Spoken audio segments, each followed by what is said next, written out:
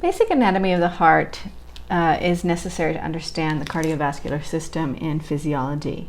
If you're not comfortable with this anatomy, you're going to want to spend some time reviewing it and take note of essentially how blood is flowing through the heart. This really should be old news for you. I'm sure you've seen this a million times before. So take a moment to kind of look at this, review the way that blood travels.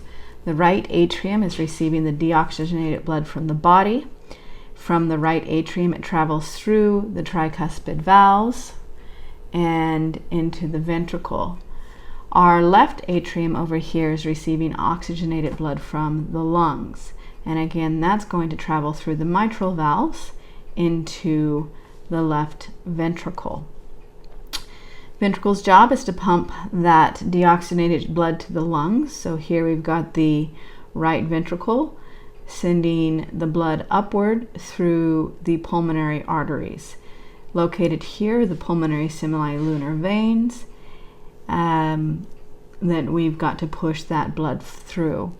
And then our right ventricle, my left ventricle shown here, this is going to be pumping the blood to the rest of the body. You can notice the thicker muscles. That's actually relevant because we need to send the blood for farther distance. So the left ventricle needs to build up a significant amount of pressure, whereas the right ventricle not as much because we're traveling less distance. The lungs are right there by the heart.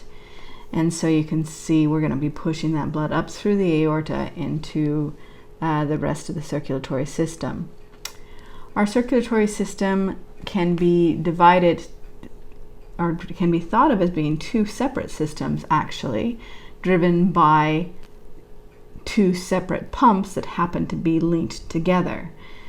The pulmonary system, or pulmonary circulatory system, involves the pulmonary arteries and the pulmonary veins. And you can see we're going to be sending the blood to the lungs, and driven by that right side of the heart. Whereas the systemic circulation is going to be the other side of the heart, sending blood to the rest of the tissues. Even though we can think of these as if they are two separate pumps, the reality is that they work simultaneously. So when the ventricle on the right side contracts, the ventricle on the left side is also contracting. Atria contracts on the right side, atria contracts on the left side. Blood ejection occurs through both the pulmonary artery and the pulmonary, or in the aorta, at the same time.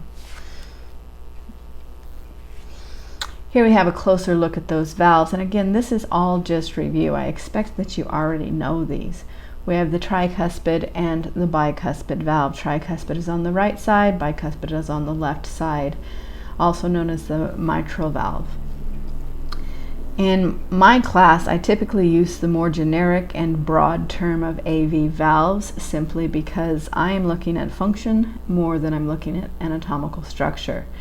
And so consequently, I use those broader terms. Here we can also see the aortic semilunar valve and the pulmonary semilunar valve. And again, here I will tend to use the more broad term of semilunar valve rather than identify each of them. That's not to say that I won't sometimes say we're opening the aortic valve or we're opening the pulmonary valve. But in general, I tend to stick to the broader term which encompasses both of these.